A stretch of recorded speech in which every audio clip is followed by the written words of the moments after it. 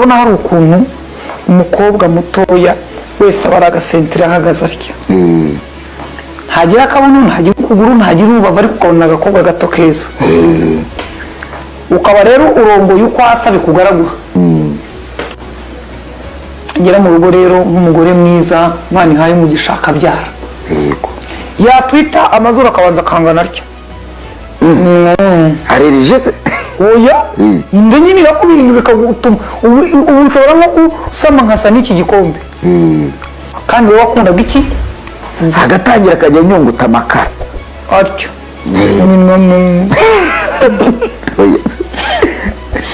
n'imizuru akagwasa ariko akwinjira kumva agiye kuruka inda amabere abarera akaba ukagira ngo bashyizemo ifumbire y'imborera yivanze n'imvaruganda y'imiti hubu icyara akabuno kitemu kakamwa kakaza imbere, maze rero ibirenge bikabyimba. ubundi bimwe byakugaraguraga none ubundi byakugaraguraga birakubirindira nashira iminsi ukavuga uti ariko n'igihe gito cyo kubyara umugore wawe akabyara, iminwa yari imeze itya n'ibizuru bigahagarara, noneho akabyibuha ijosi n'igituza bigahana ku buryo baguha igihano cyo kumuniga ntabona ijosi, indi ikavayo akajya ayikikira, kandi yavuyemo ukajya umubwira ikidumbari oya akaza ati ariko bebe ati ko wagira ngo utwita abandi babiri, ati oya ati none se ntabwo bizi ko umuntu yabyaye ari uko aba ameze. Urumva yari afite utuntu tw'udukote yambara n'udupantaro akikwikira, umukobwa yashyiramo ipantaro igafata munsi y'inda hano indi ikayigwa hejuru, ubwo ikote urumva ibyo gutereza biheruka mu rya kera, agatangira akananirwa konsa umwana kuko ahanganye n'umugabo ngo arashaka kujya kuri tayo yongera abe wa wundi, kandi barakubeshya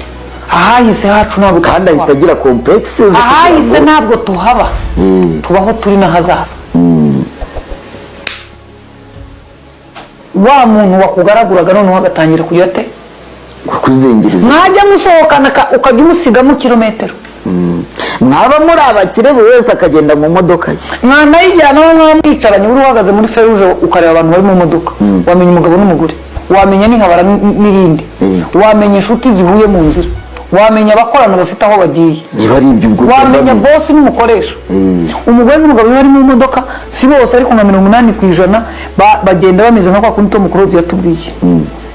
Umugore ari kuri chat uri nuvugiriza amahoni ngo natinze uzi ko mba ndera bari abana baho ubona ari bake, ari kuri chat kitonganye akamubwira umva tugiye iremera ariko si uyu mugabo yantishije umutwe